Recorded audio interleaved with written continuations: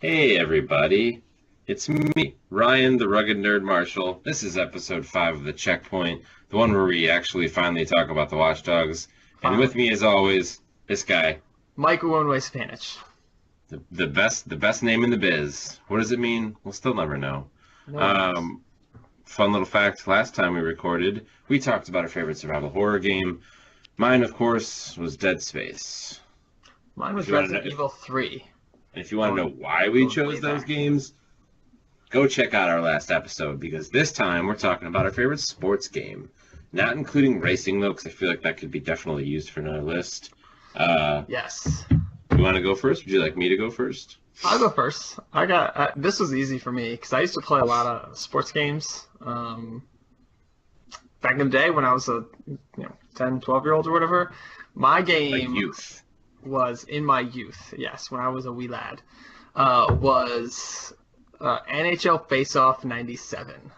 And the Ooh, I best didn't thing think about about that. Face Off 97 was you could just take the puck and just skate like down the boards and no one could check you, and you would skate right in front of the goalie and then just like wrist shot it into the goal and you would score every single time.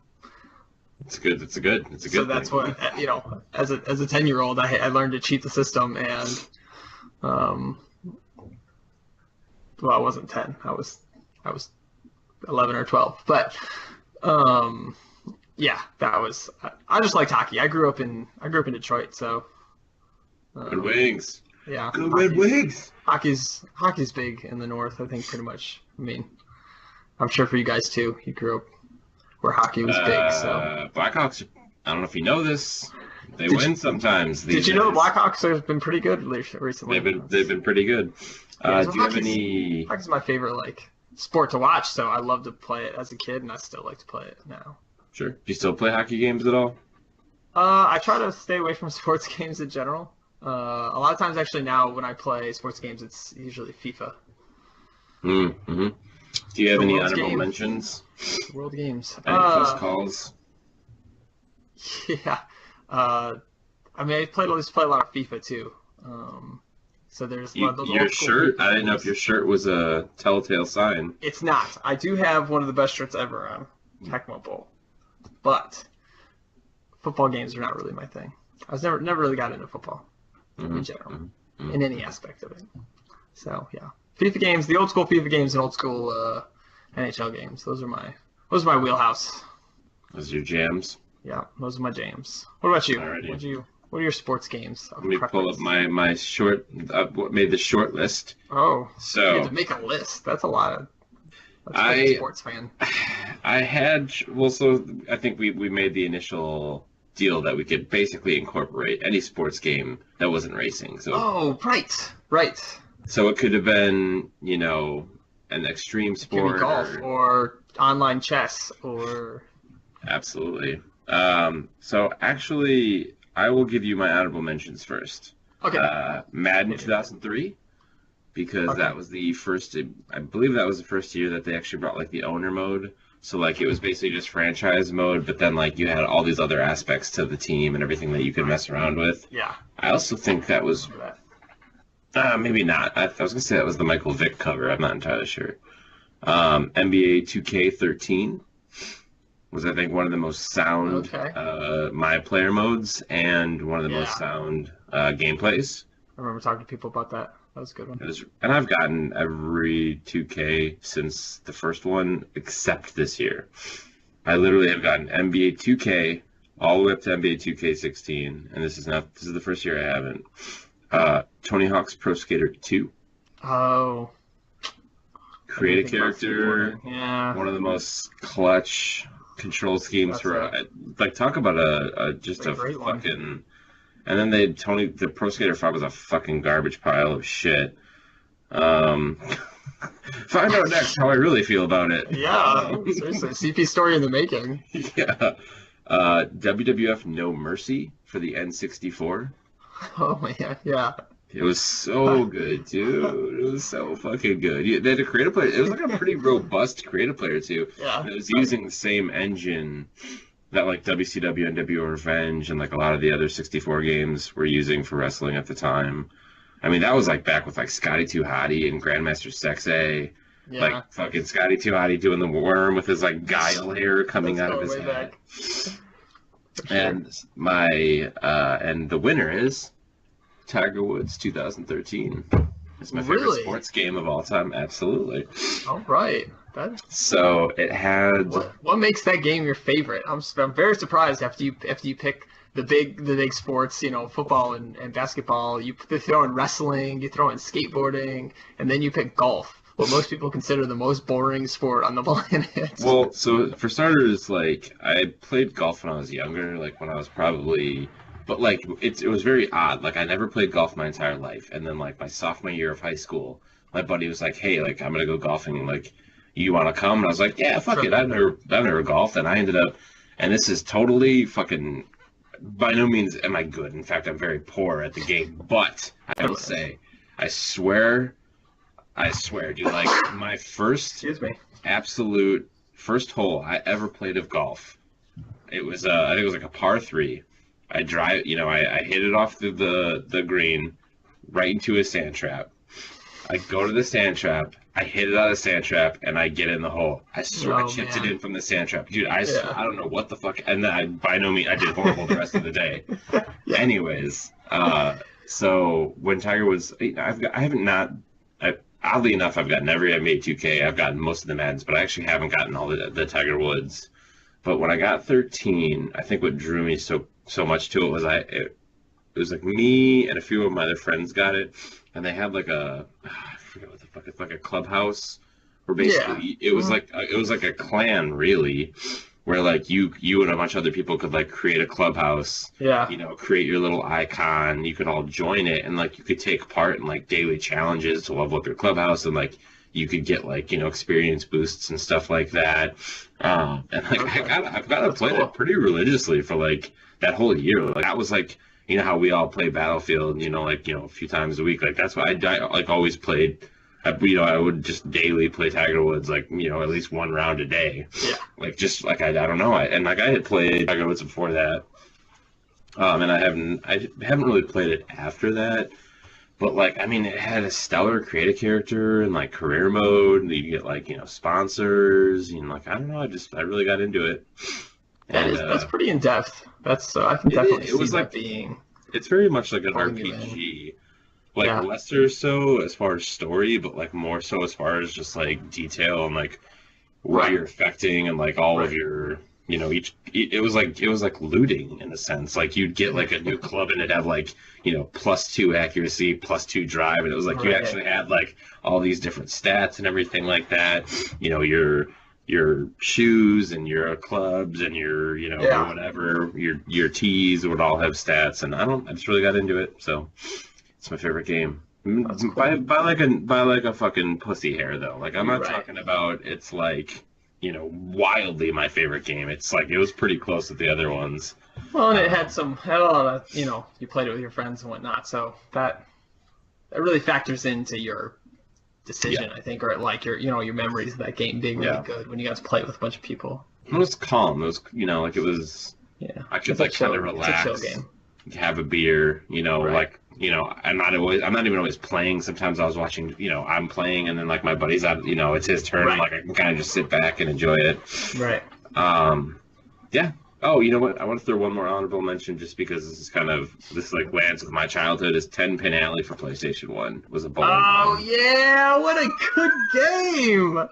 Man, that is a great pull. Dude, that game was so much fun. You obviously, but our executive producer made a face that he was just like he understood. He knew that game, and that makes me so happy that all three of us have played that game. Man, I forgot about the game. That might be my new that almost immediately bumps to the top. That game was so much fun. It was the best, dude.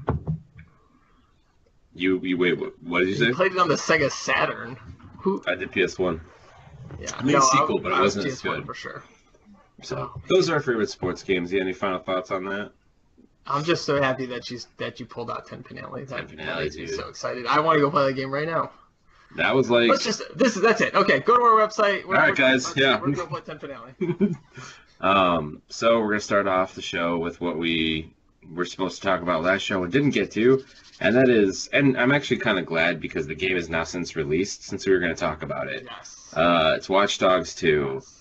We were going to talk about whether or not it was going to do well, and the reviews are out. I mean, the game's been out for a couple days now, or a day now, and yeah, like it's actually getting pretty positive reviews. I think it's sitting at about 84, 85 on Metacritic. And yeah, like I'm happy to see that. I think if I think well, I don't know if you have never really seemed that interested in it. No, it's not. I know our executive first one, but yeah, our executive producer and I think if this was coming out when a little less was out, would probably have picked it up by now. I gotta say, so this is what I wanted to talk about, and I just think it's something that is true for this game, but I think it's true for other games. I know you hate IGN, but I was watching the IGN review in progress, and something that Dan Stapleton said that really stuck with me was he was talking about how I don't know, maybe he was like 10 or 15 hours into the game, that he found that the character that you're playing, Marcus, kind of the lore of that character, getting to know that character, playing as that character, he acts it, he is, and he acts, and he kind of portrays himself in this one way that very much contradicts killing. So then when you go into the gameplay side of things and you get into situations where you have to pull out a machine gun and gun people down, it kind of turned him off of the game, because it was like it felt like he was going against like the sort of like the core of the character that he was playing, like this sort of happy-go-lucky, like non-violent hacker that, yeah, he might beat some guys up, but like doesn't strike him as the guy that would then pull out an AK-47 and gun down a room of like 10 people. And so like I definitely like knew what he meant, and like we can definitely talk about it about Watch Dogs, but feel free to talk about it in any way you ever felt like. How do you feel about just in general like the lore of a character completely contradicting to the play style that you're playing? I mean, I have to agree that completely. And I know this is totally against everything that I believe in, but I'm going to agree with an IGN editor or writer. I'm marking down the date and time. No, he's absolutely. I'm sorry, sir. Can you say that one more time into the recorder? So he's right, because for me, being able to get into the story and understand the character and have that go along with what you're actually doing. So I don't play video games to become these characters per se, but I do play games with good story to immerse myself in the story. Yeah. And if I go from being this guy who's a hacker and he's, trying to, do his thing on the side and sort of that stereotypical, it's, nerdy, not gonna beat people up, not gonna be good with weaponry, things like that. I understand for a gameplay basis, sometimes he might get in scuffles or whatever, and I think that's fine. But you're right, to then walk into a room or have a mission that is okay, go kill these 10 people. What's the backstory? What's the reasoning? Why can he just all of a sudden walk into a room and mow down 10 people and have it not be a big deal? Maybe if it plays into the story, maybe if there's some sort of psychological effect or effect on the way, maybe the more people he kills, the harder it is for him to focus on his hacking or something like that. I think there's ways you can maybe work that in, but yeah, I'm 100% in agreement with Stapleton and what he says. Well, I think giving the player more options than, a machine gun mowing everybody down, which it sounds like from the way he was describing it, there didn't seem to be as many options to do like more of a non-lethal playthrough.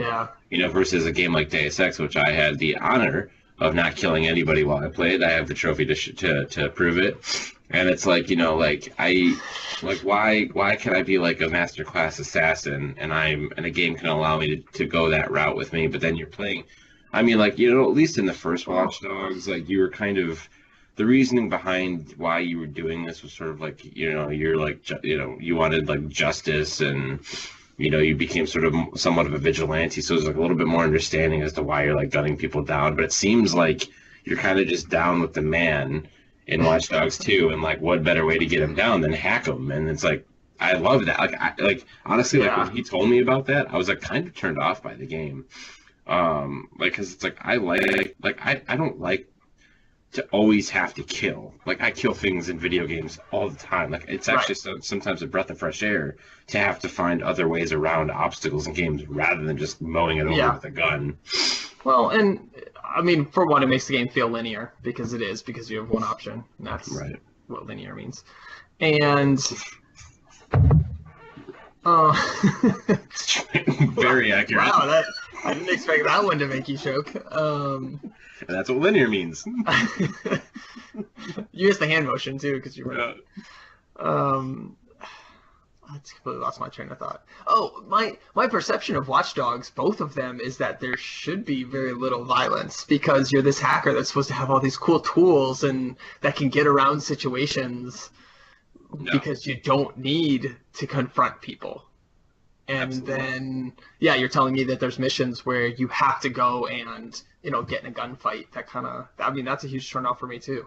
I already probably wasn't going to play the game, but now it's really, there's a lot less reason to go into a game where you're not given, like you said, the options that all these other games are giving.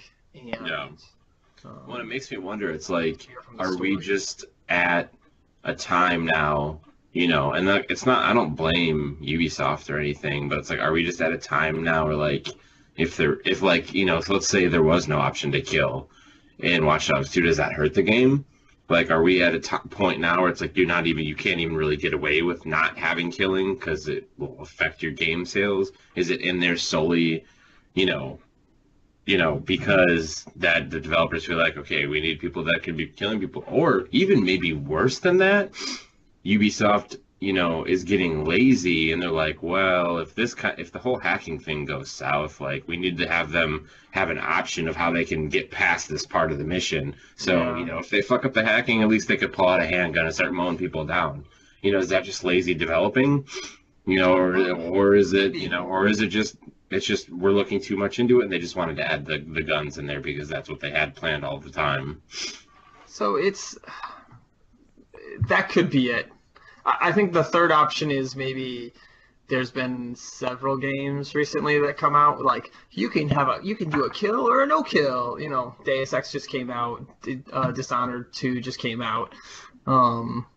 Maybe they were like, well, we can do the same exact thing that every other company is doing, or we can drive the story, even though it sounds like they did a really bad job of driving the story. Yeah. Our producer feels that it was lazy. To make a long sentence short, he thinks that they were being lazy.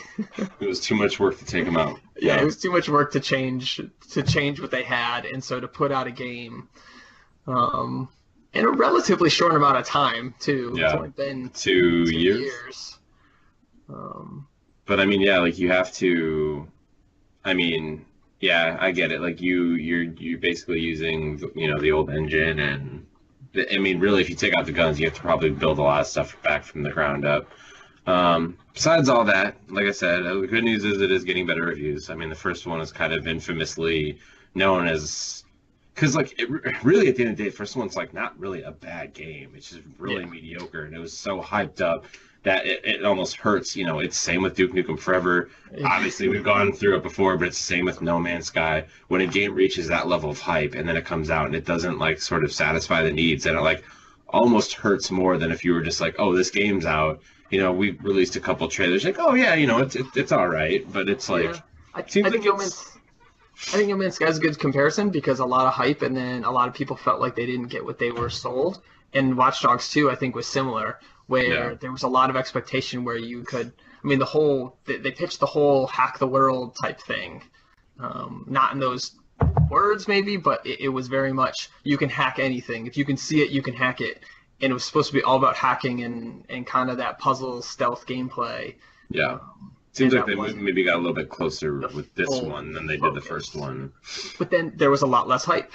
people were very skeptical. So when you go into a game with a lot of skepticism and it turns out to be pretty good, I think that boosts your scores a little bit. So the reality is, surprised. If they're getting 84s, maybe it's really like a 75, 78 because it's being boosted by the lack of hype and the lack of expectation.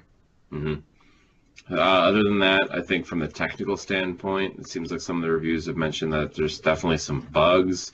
That's a Ubisoft game. I mean, it's kind of comes with the territory these days. It's all games now. Yeah. If a game doesn't have a patch on day one, then they did it wrong. That's gotta sort say, of the way things are right now. And it's a little frustrating. I don't think I've run into any Battlefield bugs. I think, you know what? I think it dashboarded me out once. Like, I think it sent me back to the... I've had bugs here and there. Yeah. Any other final thoughts on Watch Dogs? Nope. Somebody's got to watch those Watch Dogs, though. Who watches the Watch Dogs? Nobody. I guess more people now. I don't know how well it's selling, though. I'm going to be interested to see how well it sells. Yeah, we'll have to see sales over the next week. So this next little tidbit of juicy industry gossip really gave me more than a half chub, a full chub. Ooh. And it is, so I would say 2 E3s ago, Telltale announced that they made a deal with Marvel to release a game. And Telltale, you may ask, great question. Same people that made Walking Dead, same people that made Wolf Among Us, that made Tales from the Borderlands, and more recently made the new Telltale Batman game. Which, oddly enough, I feel like they announced that deal with Marvel, and then later than that announced the Batman release, and then that came out before. So now, let's fast forward to today. Now we're getting rumors that Marvel game is in fact going to be Guardians of the Galaxy, which makes me very intrigued and very, very happy. I think that is if you could do any of the Marvel, universe characters, I feel like a Telltale game that lends itself so well. It's an ensemble cast. There tends to be 5 chapters. I mean, there's 5 Guardians in the first movie. You could just play as Star-Lord, Gamora, Drax, Groot, Rocket. I think that's great. And I love, I know they can do humor because of Tales from the Borderlands. Mm-hmm. They can do action because of some of the Walking Dead and some of the Batman game. I mean, it's a little bit simple, but, it's more of a story game anyway. Yeah. What are your thoughts on that? Yeah, I think that's, pretty spot on. I mean, the whole 5 chapters, 5 Guardians, it makes a lot of sense. I think they could have done like an Avengers or something as well, just as easily, and picked 5 main superheroes from that. But this does give a nice little, it kind of wraps the whole thing up nicely. They can still do an Avengers if this one goes well. Have you played any of the Telltale games? I haven't. I really need to. The Batman one was free, actually. I forgot a while back, and I completely forgot to pick it up and play it. The Batman one? The Batman episode 1 was free for like a couple weeks. It might still be for a few days. I don't remember. It's good. I played it. So, yeah, I want to. I've seen some of the Tales of the Borderlands. It doesn't really interest me, but some of the other ones. I have it. I have not played it, but apparently Tales from the Borderlands is their best game. From what the reviews say. That is, yeah. I've played Walking Dead Season 1. I have not played Season 2. I own Wolf Among Us. I only played the first episode. I own Tales from the Borderlands. I haven't played it. And I own Batman. I played the first episode. Yeah. But then I stopped only because I wanted to wait for just all of them to come out. Yeah, they haven't released them all yet, so that's... Yeah, I think 3 just came out like last week or 2. Something like that. Yeah. So, sounds like we're both sort of excited for it. Well, I'm really excited. Sounds like you are happy to have it. When I get a chance to sit down and play some Telltale games, I think the people in general are really going to like it. Telltale's doing a good job, and they're the more they do it, the better they seem to get. I know they start off with Walking Dead, and that was really good, and then they kind of they had some ones that weren't as good, and then they've kind of made some adjustments and gone back uphill. So I expect really good things. Hopefully they don't run into the hype issue that we were just talking about. It gets too hyped because it's Guardians of the Galaxy, and that's been a pretty hot ticket. Hot ticket. That's Real hot Stole the ticket. words right out of my mouth. Jerk. Cool. Any final thoughts on that? No, just that if we're talking about Marvel, you know what we have to talk about after Marvel? Capcom. Absolutely. I couldn't have said it better myself. So this is, I feel like this could spark a little bit of a conversation. So this is a little bit older as far as like last week news, but it's still something very relevant. So Capcom basically went on record of saying that they weren't sure about bringing PS4 and Xbox One games. Okay, let me clarify. Games designed for Xbox One and PS4 to the Nintendo Switch. I think they did say that they want to make games for the Nintendo Switch, but weren't sure that if those are the kind of games that would make it to the Nintendo Switch. Obviously, elephant in the room is Resident Evil 7. It seems that news probably means that Resident Evil 7 is out as far as a Nintendo Switch game. And so my question to you is, do you think that this could become a trend? And do you think that we're going to be kind of at the, especially with the PS4 Pro, and a year we have Scorpio, do you think that the gap between the Scorpio and the Pro is going to be just the widest we've ever seen in a console generation, regarding the Switch? Well, you asked a couple questions. So, so now just go ahead and answer that, and we'll be fine. let's start with what Capcom's going to do with their games. So I did see this, and I think it's a really smart move by Capcom. And I guess my answer is going to bleed a little bit into your second question. There is a clear difference in what these systems are capable of, but not just that, what their target audience is. The Switch, no matter how, even if the Switch became, got within percentage points of these other systems, its market is not the masses of gamers. It's the masses of people. It's everyone. Their focus always has been Nintendo since the beginning of time. Focus on everyone. Yeah, maybe that's not entirely true, but especially lately, since the Wii came out, it's all about getting people together to play games. Yeah. I'd say so to try to port a game from PS4 and the Xbox One, which are sit on the couch, controller focused, typically competitive focused style games, you can't easily push that out into a console that's meant for casual gamers, meant for the masses.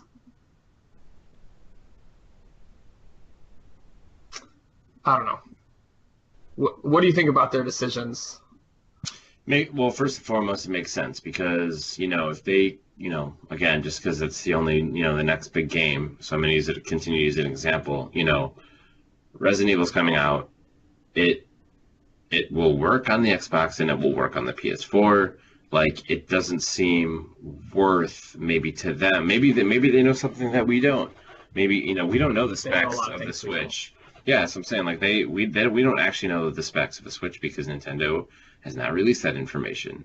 We have a pseudo price point at $250 just because that leaked on a Toys R Us website. Who knows how accurate that actually is. It probably is, but and then if that turns out to be true, then it's going to be that's not expensive, and that makes sense. Like I believe that. I really believe that it's going to be $250. But I just, why compromise your vision to please everybody, right? So if you're sitting here, if you're sitting in Capcom shoes, we know that we're going to sell it here and here, but just to please Nintendo, why compromise what we want to do for Resident Evil 7 or any game moving forward? Yeah. Especially considering, they kind of went, not Capcom, but people went down this road before. They brought Mass Effect 3 to the Wii, the Wii. They ported games over before, and they don't they never review better. They always review worse. There's always things taken. Haven't done little. Even think about Black Ops 3 when it came out to Xbox One.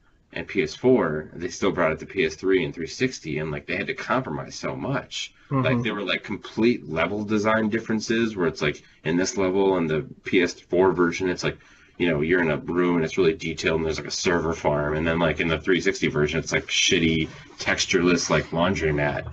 Yeah. You know what I mean? And it's like, why even do that? Like, is it worth, you know, that extra $60 per game? Maybe it is to them. Like, I don't know.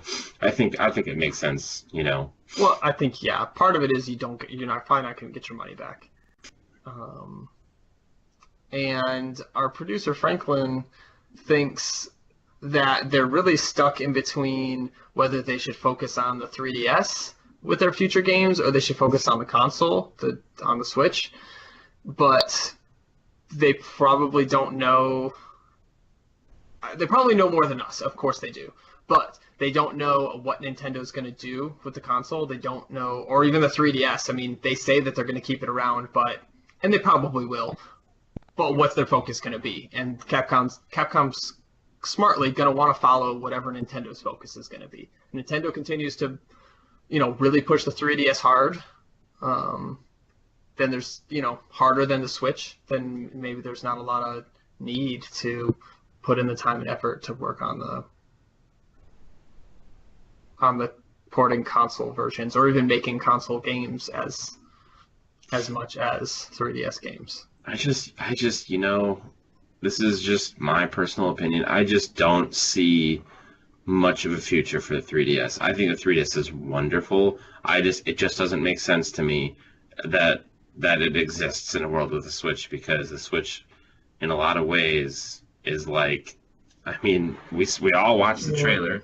He was holding essentially a 3DS, and what makes it even more weird is it takes cartridges. So what are you going to go to you're going to go to GameStop and there's going to be Switch cartridges, and then there's going to be 3DS cartridges, and then there's 2DS cartridges, and then there's Game Boy Advance, and it's just all cartridges now. Like honestly, the Switch to me seems like the next, this is how it seems to me. It seems like the next handheld console that just happens to plug into your TV as well. The Neo Geo Pocket. So let's talk about the gap a little bit. If that $250 price point is accurate, there's no shot that it's anything more than a portable console that just doesn't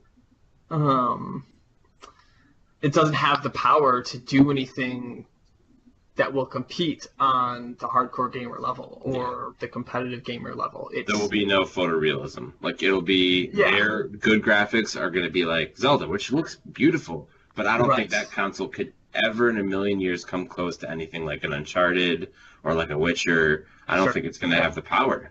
I agree with you. And at that price point, there's no way that they're boosting the GPU in the base to play, bigger and better games. And in Nintendo's defense, you don't really want a system where you can only play certain games while it's sitting on the table, hooked up to the in its base, hooked up to the TV. Right. You don't want to limit your consumer to, okay, well, you have all these games, but 30% of them you have to be at home, you have to have it on the base, you have to be using a controller, you have to play the game this way. It's unlikely that they're going to do that, and it's smartly so from a business perspective and a marketing perspective. You don't want to have to try to explain that. Yeah. We'll have to just wait and see. Any final thoughts? We'll have to wait and see. Yeah. I hope people are enjoying these Tamagotchi videos. I know that is prime watching. So a little disclaimer. Nintendo always gets real butthurt every time that and I've mentioned this before, I'll mention it again because I'm sure you're wildly confused as to why we're showing Tamagotchi. You shouldn't be, because Tamagotchis fucking are awesome. Yeah, and B, it's because Nintendo's every time we post a video, they're like, don't do that, and then we have to take down the video, otherwise their penises get soft. It's a lot of hassle. So what you get instead is glorious and wonderful Tamagotchi videos. I'm sure it's just a group of 10-year-old kids from the 90s just having the blast of their lives. Yeah. Just holding their Tamagotchis. That's what it was, man. waiting in line for I their need to go play BSB 10 Penny tickets. Alley, and I need to go get a Tamagotchi. That's what I need to do this week. Like the Spice Girls don't come on for another 20 minutes. They gotta have something to do. Pull out your fucking Tamagotchi. That's what you gotta do. Oh, man. Posh Spice. David Beckham, one lucky bastard. Anyways, let's talk about Call of Duty now. Only because... Do we have to? We don't have to. So... Let's talk about campaigns in the modern era. Well, and that's... Yeah, so... You know, it's so funny. You know, we had Battlefront and Titanfall and all these games that came out last year. And everybody bitched and complained that there weren't single-player campaigns. So we got them. We got them in fucking spades this year. Seems like all three games had home runs for campaigns. Battlefield 1 I had personally could tell you from experience was great. I beat it. I played there's 5 campaigns. They're short, hour, 2 hours. They were all wonderful. Probably about halfway through the Titanfall 2 campaign. I'm having a lot of fun there. I have not played Call of Duty, but it seems like, and this is probably the first time in the history of this franchise, that the single-player mode, the campaign, is getting more praise than the multiplayer. And it's funny because our EP and kind of all of us were like really blown away by the E3 trailers that really had been focused on single-player. But I said from square one, I was like, I completely agree. That single-player looks fucking... if I could quote the kids, it looks fucking dope. If I had access to, I would play the single player of Call of Duty Infinite Warfare because I really think it looks good. And what? No, there's no reason. Because it's linear. I'm struggling today. It's right because it's a line. That's what linear means. It's linear. So. Because it looks really good. Not just because it's getting reviews. Like I'm interested. I legitimately want to see it. I want to check it out. I want to, play the space, campaign parts and see what that's all about. There's a lot of intrigue in that campaign. Yeah. I mean, I don't know that it'll be better than the other two, but I'm drawn to that game based on the single player, and so far, Call of Duty 1, the original from 1996 or whatever, have I wanted to play a Call of Duty game for the campaign. Is it really that old, 1996? No, it's not that old. It's a little old. That would have blown me away. Well, it seems like, while you're looking that up, it seems like, in regards to the multiplayer, that it's kind of just same shit, different day. And, what's that? 2003? Yeah. That makes more sense. And somebody, I don't remember if it was a friend of mine or if I read it in a review, someone said something along the lines of how they're trying to make Call of Duty like Halo, and I thought that was kind of an interesting look at how the game was turning out. But yeah, if you haven't picked up any, I mean, it's reviewing the worst out of the three. Titanfall and Battlefield are kind of sitting there neck and neck, and they're I think they're literally both at an 89 for the PlayStation 4 versions on Metacritic, and I think Call of Duty is like somewhere like in a 78 or something like that. Yeah. So fuck you, Call of Duty. Well, so I have a question for you. Whoa! Where'd that come from? So we both played the Battlefield 1 campaign. I played it all the way through. I finished it last week. Yeah, I finished it last week. Okay. Cool beans. It was amazing. I loved it. I had a great time. Yeah. I want to know, what was your favorite pilot one? The pilot one? Yep. The pilot one was good. But was it the pilot one just because it was the plane? What was your favorite story? That's the question I want to ask. Because they did an awesome job telling a story. Well, 5 stories. They made you feel like you were part of the story, like I talked about earlier, like you're immersed in the story, you're connected to these characters. It meant something to complete the mission or to die and not complete the mission. What was your favorite story? Well, overall, my favorite story was the pilot one, because I won't spoil anything, but I just like, how he wraps it up at the end. Yes. The whole, did it not kind of thing. I like that, and I like that archetype. But it's, as far as weight and like how I actually felt in the story, I would say either the Australian guy with the hat. I forget what that was, like the runner. That The runner. Yeah. he that was not my favorite one to play, but that was definitely a good The story. And story actually, was I like- really liked the tank story as well. The one, the first one you, or like I guess technically the second one they played, the one with the Black Bessie. I thought that was pretty cool. Like the dynamic of all the guys in the tank, and you know the tank goes down, and I mean I think Black like Bessie. isn't that the name of the tank? I'm pretty sure it's just Big Bess. Oh, is it Big Bad? I don't fucking know, man. I didn't. You went straight for the southern. Black Bessie. woman. Listen, man, it was World War One. Okay, it was a long time ago. You know, and then I think if you asked most people that question, they'd probably say the Lawrence of Arabia ones. That just seems like the obvious answer. But yeah, I thought I didn't. That was like the one I did not let. The one that I liked the least was the Italian one. Although I did think the story was really good. They really all have a good story. Like really, Yeah, there's they not did. bad They one. really did. You could pick any of Yeah. them. I think any story was good. My favorite to play was the Lawrence of Arabia. That one was very because cool to play. It gave you options, and that Yeah. was like you could I stealth through. You could, most of yeah.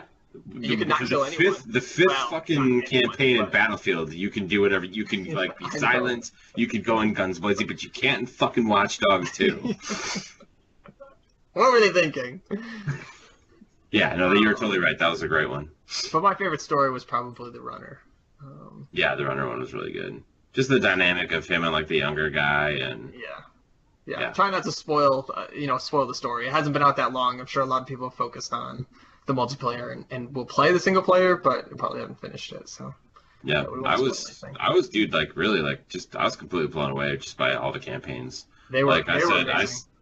it didn't have to be that good, but it was, and it was yeah.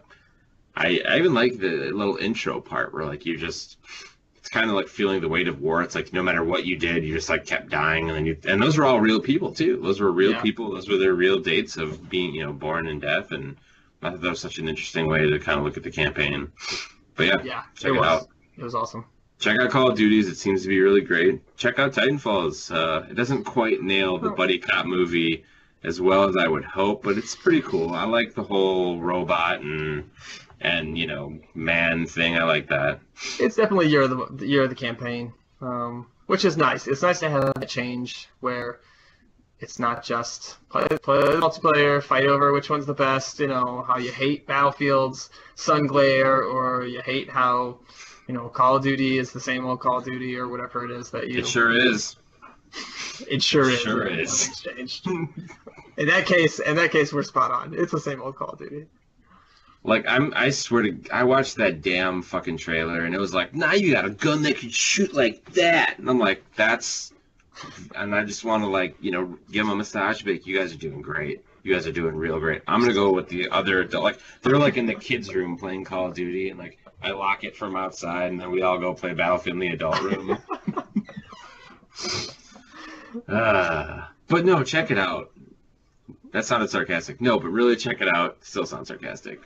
No, I'm very happy with the campaigns because I am a total whore to single player. So like I love my single player.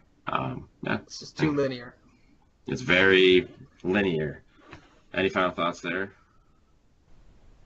No. All right. Call of Well, Duty yeah. sucks. Play Battlefield. What's our time right now? By the way. We're like 40 minutes. Okay. We got a little. I was gonna type it in, but then I felt like I would have awkwardly been quiet as I looked down to focus. So, all right.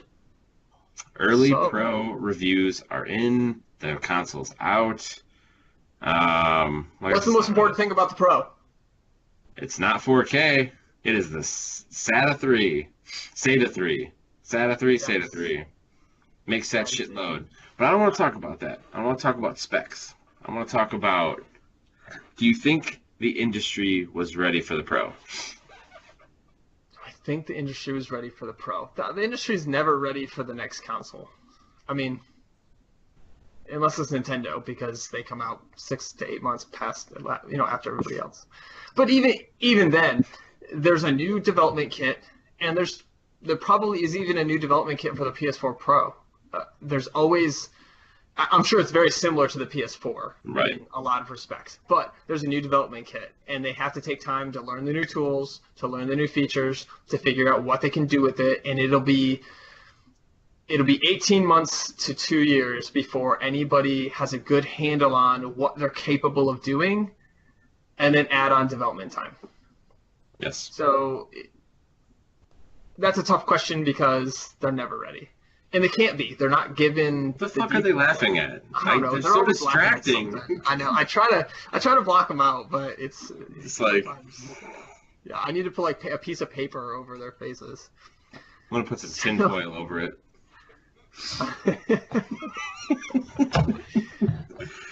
So it's tough, and it's tough to be a developer in general. It's a hard freaking job.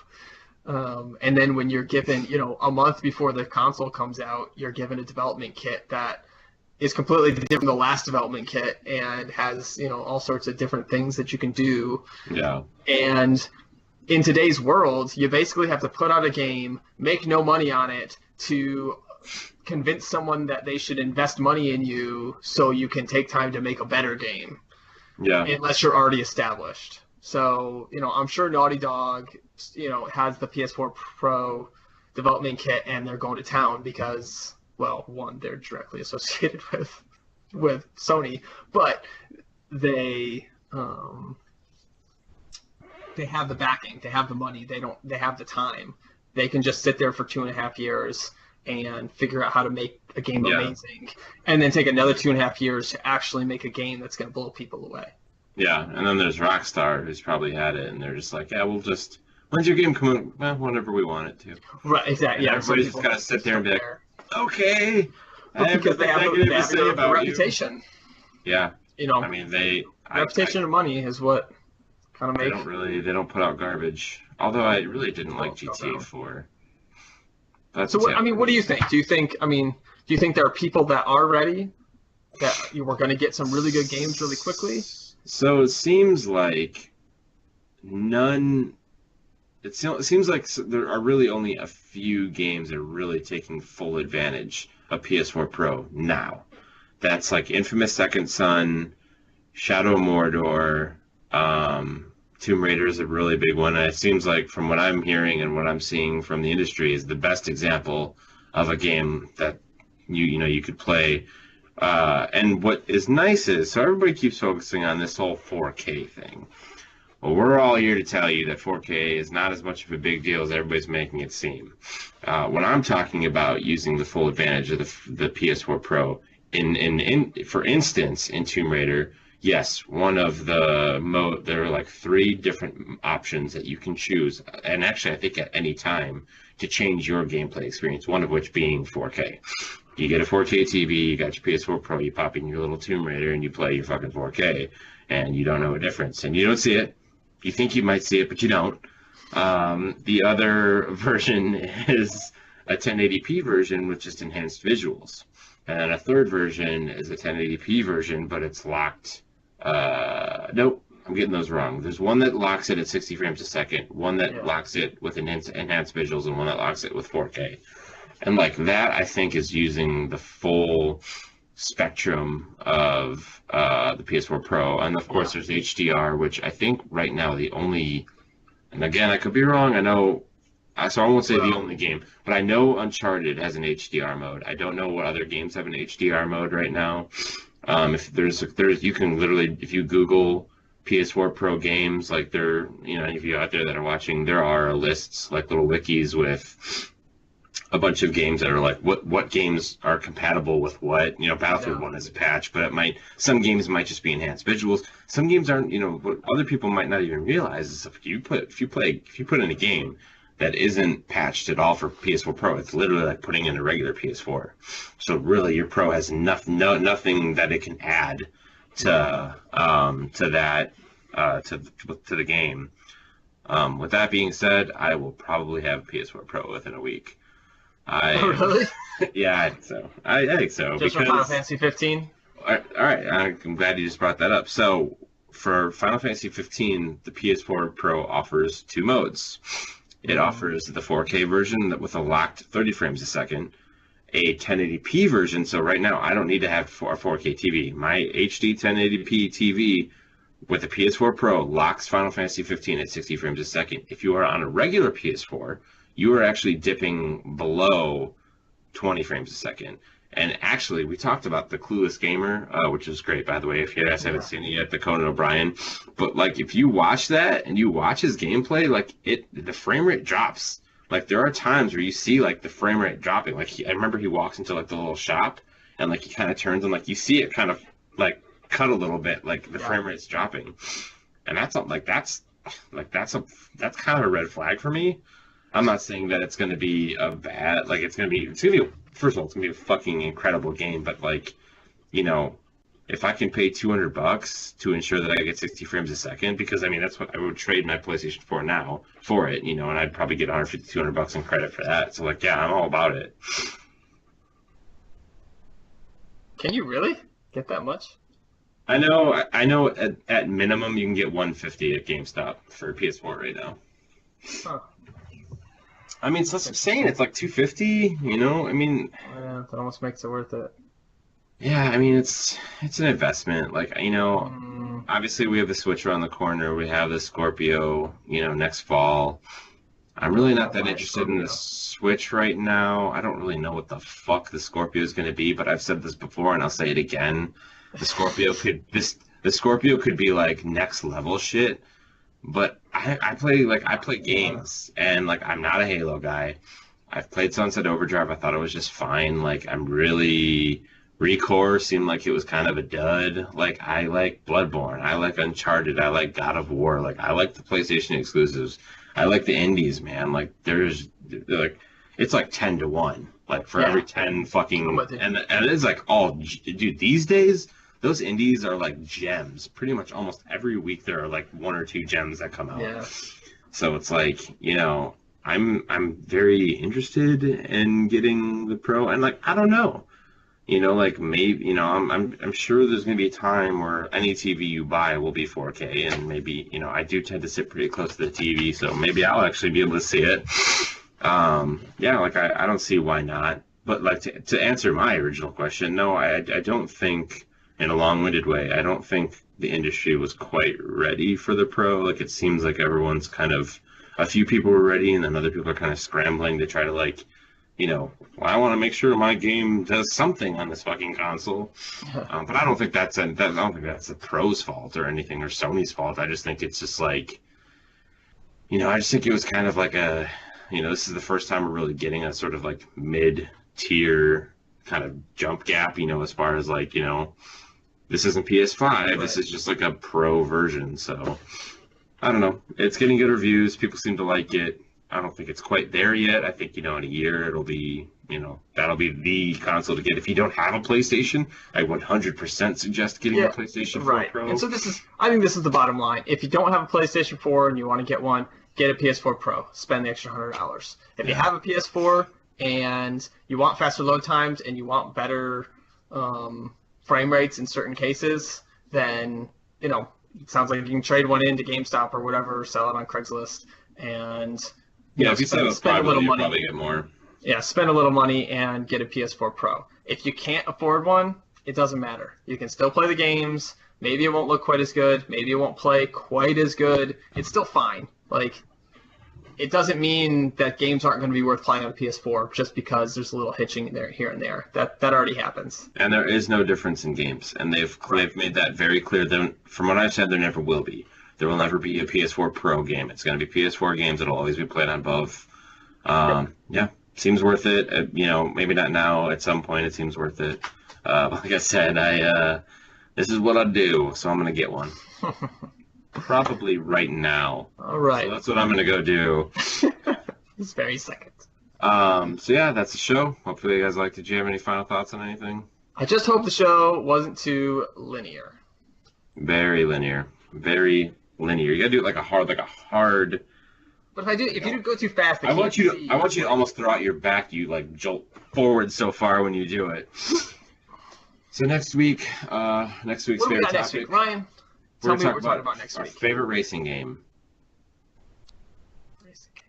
Spoilers, that's 10 Penally for the PlayStation 1. Spoilers, it's going to have a G and a T in it. Yeah. And then we'll talk about some other cool stuff. Actually, oh no, that's one more week. The next show following, we'll be able. We could even do like a Final Fantasy show, because that next Tuesday will be Final Fantasy, and we can all try to play it as much as we can. We can do like a Final Fantasy spectacular show. I'm into that. We'll talk about it. We'll let you guys know. We'll let you know in the comments below. I like to make promises, so now we have to fulfill them. He really does. He's promising me a ring. The forehead has spoken. So, all right, that's it. Hey, tell them about our links. Hey, we've got some links. Check out our Patreon, patreon.com/cpmg. All our videos are up there. All our information, our incentives, some really cool things that you can be part of if you support us. Also, our website, checkpointmg.com. We sell T-shirts. Our Twitter's on there. Our Facebook. Even more information you can get to than Patreon. Our Patreon's on there. Those are the places to be. Those are where the cool kids are at. Check them out. Those are the guys playing Battlefield. Yep. Thanks for watching, guys. We appreciate it. Thanks. See ya.